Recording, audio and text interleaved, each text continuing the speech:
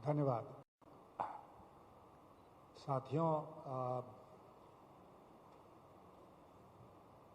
आज सुबह मुझे दिल्ली से एक सूचना प्राप्त हुई।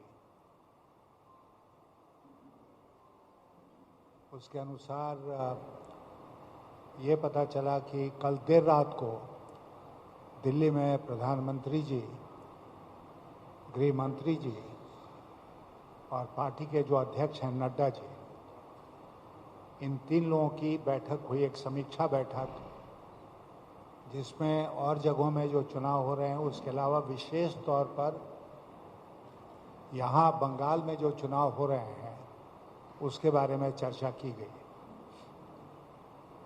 और मेरी सूचना के अनुसार, चूँकि ये इंटरनल मीटिंग थी, इसमें फ्रैंक एक्सचेंज ऑफ व्यूज़ हुआ,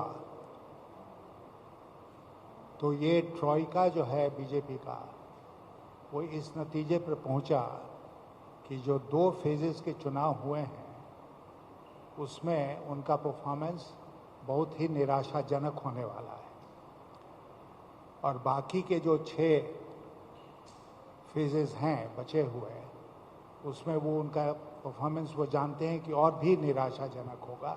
अगर कुछ उम्मीद उनको थी तो फर्स्ट 2 फेजेस थी। तो इस मीटिंग में ये तय किया गया कि आने वाले दिनों में जो वो माइंड गेम्स खेल रहे हैं यहाँ पर, उस माइंड गेम को और भी मजबूत बनाया जाए और जितना झूठ बोल सकते हैं, झूठ की मात्रा को बढ़ाया जाए।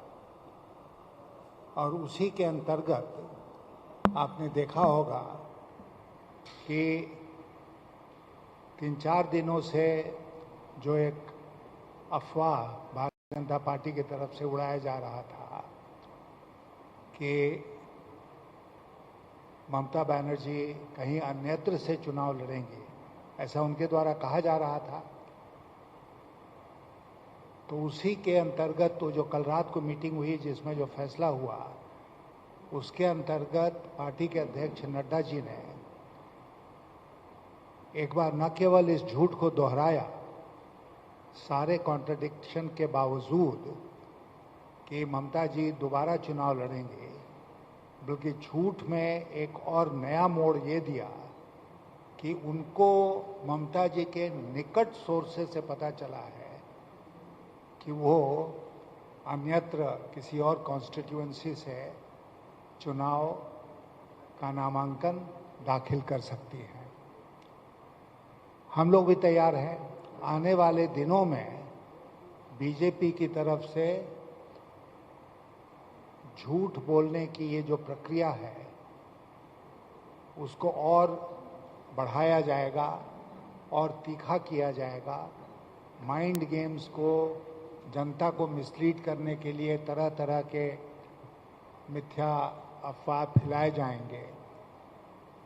और आपके माध्यम से मैं बंगाल की जनता से अपील करना चाहता हूं कि वो विशेष रूप से सावधान रहें इसके लिए। एक दूसरी बात जिसकी ओर मैं आपका ध्यान आकृष्ट करना चाहता था कि अभी हम सब लोगों ने देखा कि असम में क्या हुआ, एक ईवीएम को लेकर वहां पर क्या हुआ। अब इसमें जो राज की बात है वो ये है कि जहां जहां बीजेपी को लग रहा है कि वो चुनाव हार रहे हैं, वहां पर वो ये तरीका अपना रहे हैं कि ईवीएम को बदल दिया जाए। जो जिस ईवीएम में सचमुच के वोट पड़े हैं उसको किसी तरह हटाकर और एक ईवीएम जहां पर कि बीजेपी को ज़्यादा वोट पहले से डाल रखे हैं, उस ईवीएम से रिप्लेस कर दिया जाए। अब एक ये वाकया असम में पकड़ा गया। हम लोगों का शक है कि ये बड़े पैमाने पर असम में भी होगा, हुआ है, और बंगाल में भी होगा। और इसीलिए हम लोगों ने अपने कार्यकर्ताओं को ये हिदायत दी है कि वो लोग ईवीएम जब तक स्ट्रांग रूम में जाकर दाखिल नहीं हो जाए तब तक उसके पीछे लगे रहें, ताकि कोई भी ईवीएम रास्ते में रिप्लेस नहीं हो। ये अत्यंत गंभीर मुद्दा है और हम एक बार फिर इलेक्शन कमीशन से निवेदन करेंगे कि इसको गंभीरता से लेते हुए अपनी तरफ से भी इलेक्शन कमीशन ये व्यवस्था करे कि इस तरह की कोई घटना नहीं घटे। फाइनली मैं आपसे ये कहना चाहता हूं कि नंदीग्राम का चुनाव हो गया, ममता बनर्जी वहां से चुनाव भारी बहुमत से जीत चुकी हैं। कहीं और से, जैसा हम लोग बार बार कह रहे हैं, उनके लड़ने का सवाल ही नहीं पैदा होता है। लेकिन आने वाले फेजेस में वोटरों को प्रभावित करने के लिए भारतीय जनता पार्टी, जैसा कि पहले कहा जा चुका है, भारतीय झूठ पार्टी बीजेपी, वो इस प्रकार का झूठ ला रही है। मैं आज के दिन अपनी तरफ से इतना आपसे निवेदन करना चाहता था। धन्यवाद।